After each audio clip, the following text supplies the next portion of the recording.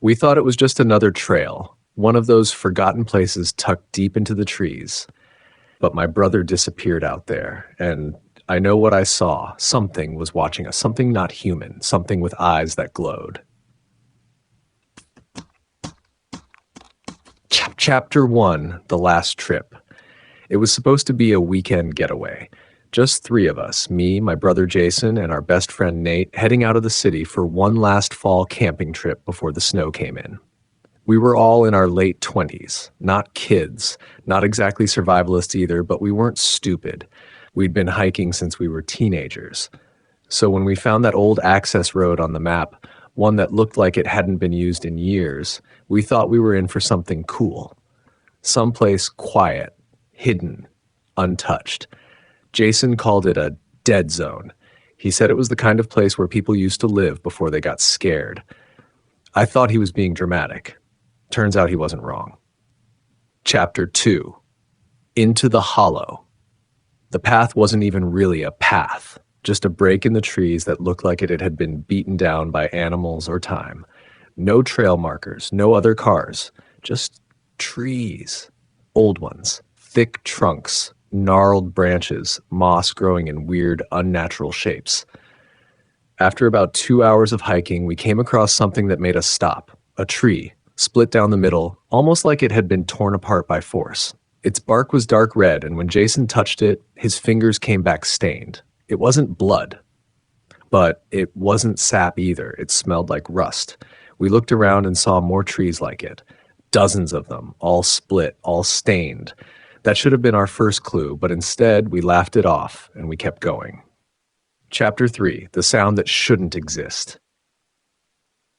That night we set up camp, just a small fire, 3 sleeping bags, and a little speaker for music. We cooked canned chili, shared a few beers, talked about old times. The woods were silent, too silent. No crickets, no owls, no wind. When the fire started to die, Jason leaned in and said, "Do you guys hear that?" We listened. It was faint, almost like a hum, but it wasn't mechanical, and it wasn't natural either. It sounded like breathing, low, slow, measured. It was coming from the trees, right outside the glow of the fire.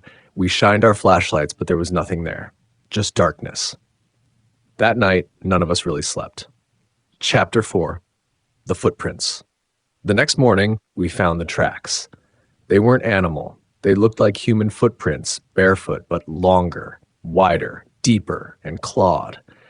Jason took a picture on his phone. He compared it to bear tracks, to wolves, even to mountain lions. Nothing matched. Could be fake, Nate said, but none of us really believed that. The prints were fresh, and they circled the camp 3 times, like something had been watching us from just beyond the firelight. Chapter 5, The Calling. We should have left then. We should have packed up and hiked back the way we came. But curiosity is a dangerous thing, especially when it mixes with pride. Jason wanted to follow the tracks, just for a bit, he said. Let's see where they lead. So we did. We followed them through dense trees and thorny brush down a slope that looked untouched for decades. After 30 minutes, we heard something. A voice. It was faint. It was saying Jason's name. Soft, slow, almost like it was trying to remember how to speak. But it wasn't coming from ahead of us. It was coming from behind. Back the way we came. We spun around, shined our lights. Nothing. Just trees. But the voice kept calling. Jason. Like it was stretching his name, mocking it, mimicking it. Chapter 6. Disappears. That night, Jason didn't come back to camp. We searched. We screamed his name. No answer. His flashlight was still by his sleeping bag. His boots were gone. So was his phone. We followed what we thought were his footprints, but they twisted, doubled back, disappeared. Nate found something buried in the leaves, a piece of Jason's hoodie, torn, wet. It smelled like iron. Then we heard the howl. It didn't echo like a wolf or coyote. It boomed, like it came from something massive. Then another. Closer. We ran. Chapter 7, The Thing in the Tree Line. We didn't get far, because we saw it, just beyond the clearing, standing between 2 trees. Tall, taller than any man, covered in thick, dark fur. Its eyes reflected our lights, bright orange like burning coals. Its legs bent backwards like a dog. Its mouth opened, and I swear I saw teeth that never ended. And then it did something I'll never forget. It stepped forward and said Jason's name, perfectly, in his voice. Chapter 8, The Hunt. We ran until our lungs burned, until our legs gave out, and when we collapsed, we realized we weren't where we started. The woods had shifted, like the whole forest had turned while we were running. The moon was in a different place. We weren't just lost. We were trapped. Every time we tried to find the trail, we found more bones. Not animal bones. Human. Some cracked, some clawed, some still wearing tattered clothes. Nate broke down, started sobbing. That's when we heard Jason's voice again, crying for help. Chapter 9, The Final Run. I don't remember how long we ran after that. Time didn't make sense anymore. Our watches had stopped. The sun didn't rise. It just stayed gray, cold, wet.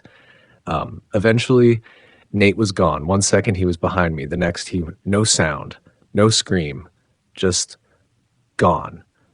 I kept running until the forest thinned, until I saw the dirt road again, until I saw a truck. I stumbled out into the road, bleeding, filthy, shaking. The driver didn't say anything, just nodded, like he knew. So that was 6 months ago. No one found Jason or Nate. The police searched, but they said we probably got lost, maybe attacked by an animal. That's what they say when they don't have answers. But I have answers. I just can't explain them. Because how do you explain a thing that looks like a man, but walks like a beast? How do you explain a howl that sounds like your brother? Or eyes that never blink? You don't. You just tell people not to go into the woods, especially places that aren't on the map. And if you ever hear your name whispered from the trees, don't answer, because it's not really you it wants. It's just wearing your name like bait. Thanks for listening to this tale from Dreadwood. If you made it this far, you've got a strong heart, or maybe something darker is keeping you company. Subscribe if you want more stories. New nightmares drop weekly. Until then, stay away from Crimson Hollow.